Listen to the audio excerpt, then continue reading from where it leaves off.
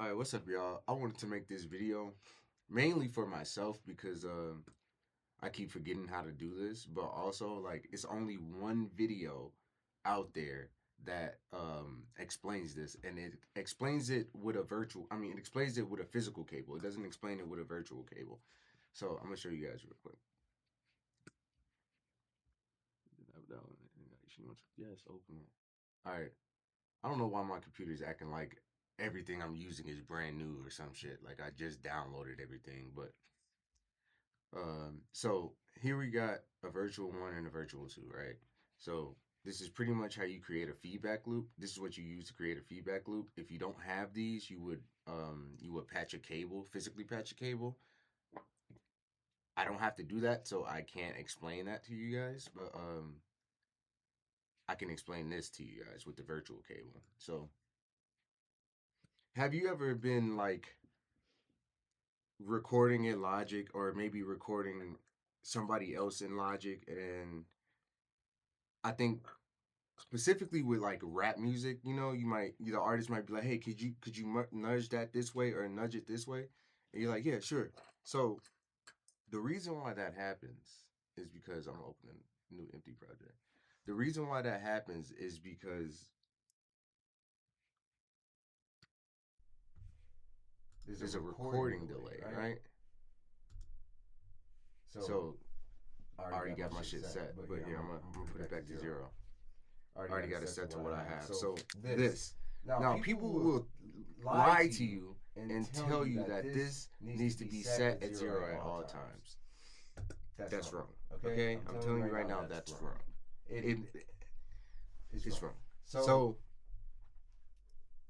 what you need to do here, if you're having that issue where you have to nudge this way or nudge that way after you record, and you know it's not off, because that's kind of how I got into figuring this out. Like I was like, okay, I'm getting latency, or I don't know what to call it. I didn't know what to call it at the time, but I knew it wasn't latency because latency, whenever I would look up how to fix latency, it would be talking about the playback in my headphones. My playback is on time, right?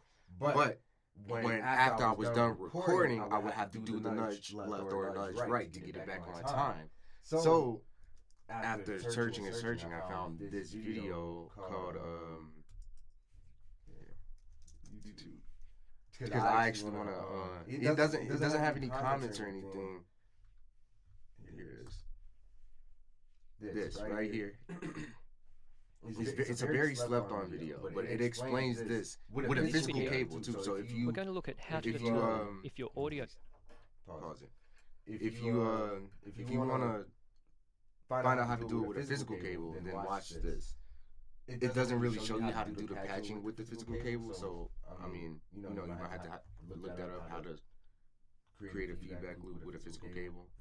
You feel me? That's kind of what I had to do with Apollo, like how to create a feedback loop with the virtual cable, but it was fairly easy. Okay. So if you have an Apollo, this is how you do it, right? So you set this input to input 3, which is your virtual, input. This is going to create an automatic feedback loop. Let me turn this off, mute this. So then you want to go here to IO, right? So now that you're here in IO, you want to set your output to output 1, which is your stereo out, and you want to set your input to input 3, which is your virtual input. And this is how you create the feedback loop, right? So now that it's created the feedback loop, and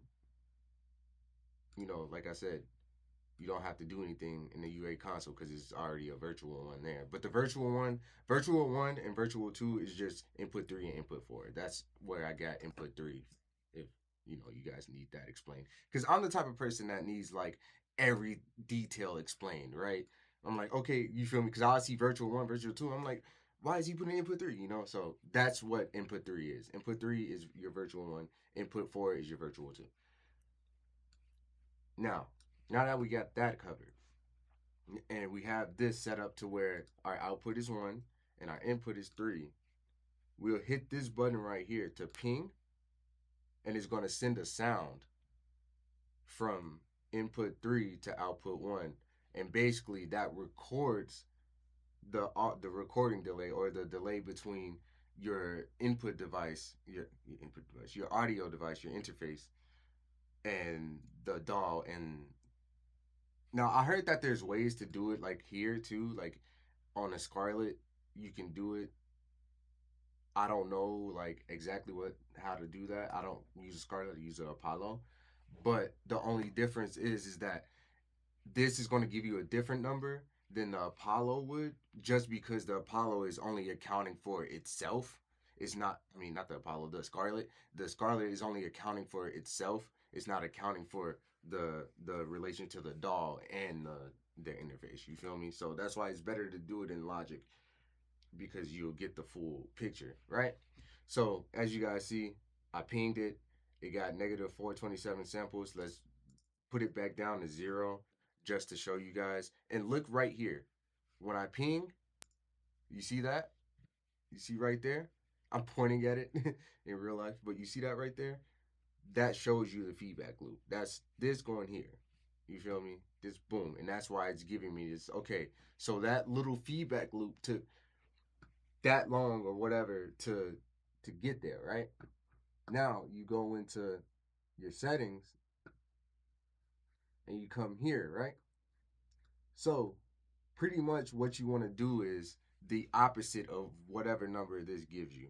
Now, if anybody comes across this video and really knows what they're talking about, could you let me know if I'm having like another issue?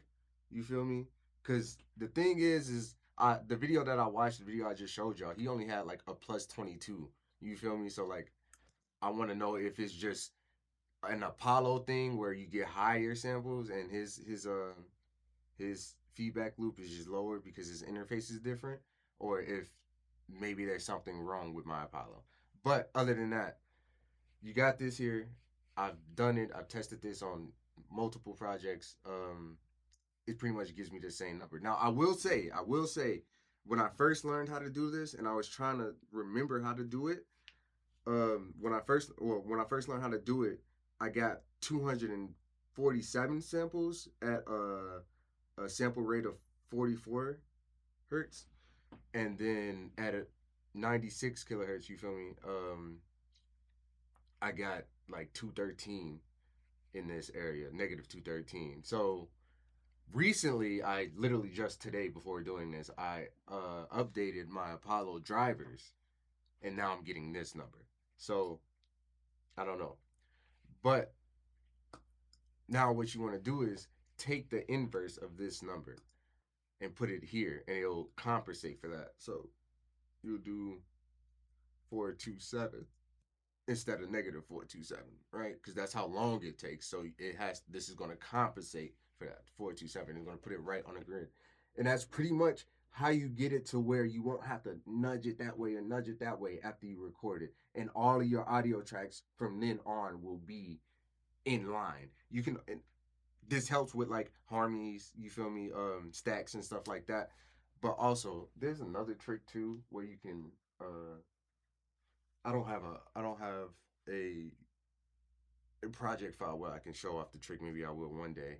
I'm literally just making this video so I can come back and watch it, but also too so people can learn this as well. You know, you guys can learn this as well and know how to do it.